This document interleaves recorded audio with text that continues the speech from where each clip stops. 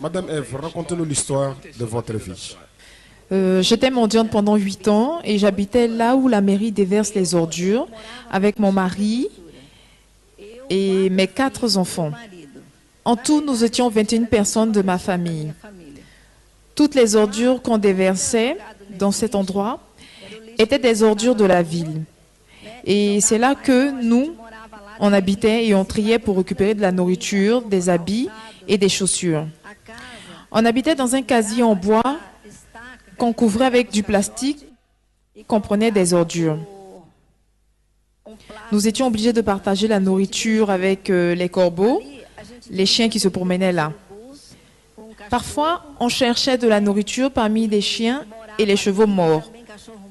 Tous les animaux qui mouraient étaient jetés là-bas. On était obligé de partager tout avec les corbeaux, avec les animaux qui y vivaient.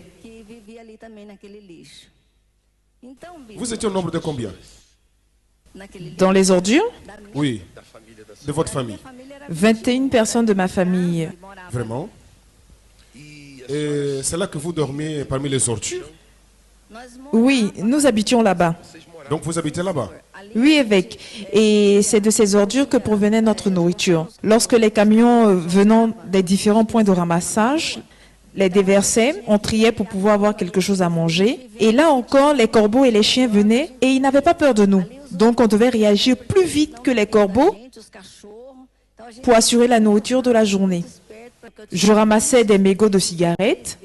Mon mari et moi, nous buvions du koutoukou pour pouvoir rester éveillés afin que les animaux ne viennent pas mordre ou bien manger les enfants pendant la nuit. Et lorsqu'on trouvait évêque un peu de riz,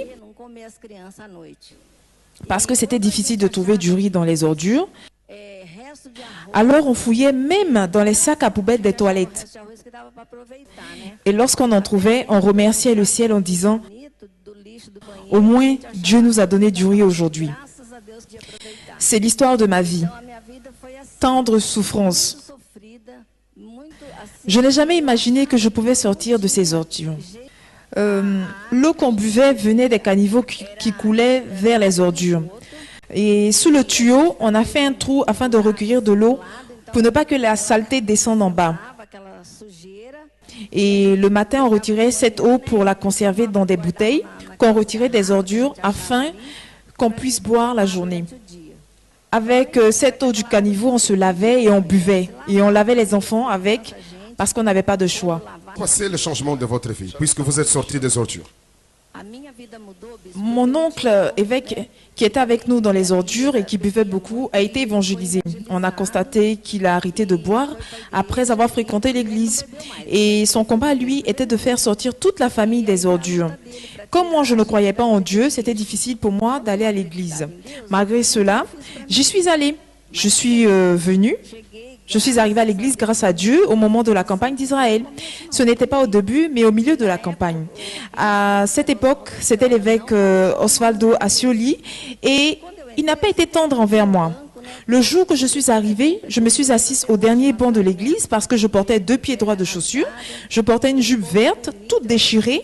Et devant moi, il y avait des personnes bien habillées qui sentaient bon parce qu'ils étaient tout propres. Et j'étais là. Et c'est moi qui étais sale. Et là, l'évêque a commencé à prêcher, à transmettre la foi. C'était lors de la campagne d'Israël. D'ailleurs, la campagne de Gédéon. On demandait aux gens de passer sur l'autel. Et j'y suis allée. Grâce à Dieu pour cela. Sinon, j'aurais eu honte d'y monter toute seule. Pendant que je montais, personne ne m'a méprisé du regard. C'était comme si je ne dégageais pas de mauvaise odeur. De là, je suis retournée dans les ordures. J'ai vendu ma caisse en bois, le plastique qui servait de toiture. J'avais même une vieille machine à laver qui ne marchait pas. J'ai vendu toutes sortes d'objets qu'on ramassait dans les ordures et qu'on pouvait garder. J'ai ramassé des boîtes, des habits que je vendais à mes voisins, des ordures. C'est ainsi que je trouvais de l'argent pour faire mon sacrifice. Et à cette époque, il semblait que c'était un petit sacrifice, mais c'était mon tout. Et Dieu m'a honoré car il a vu ma foi.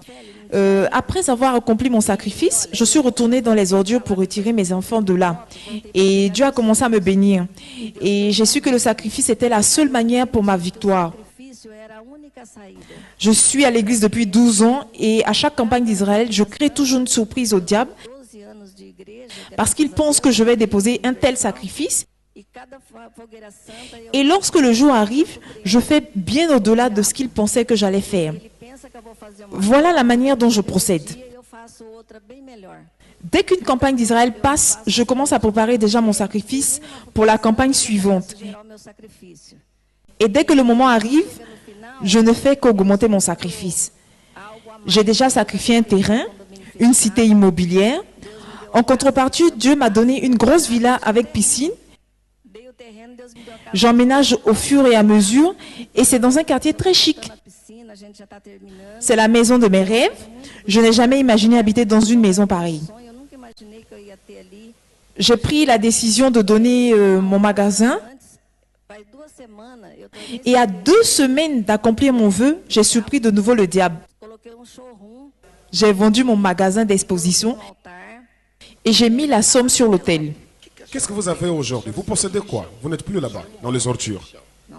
Aujourd'hui, j'ai un appartement, une grosse villa, des duplex, des voitures que j'ai toujours voulu avoir.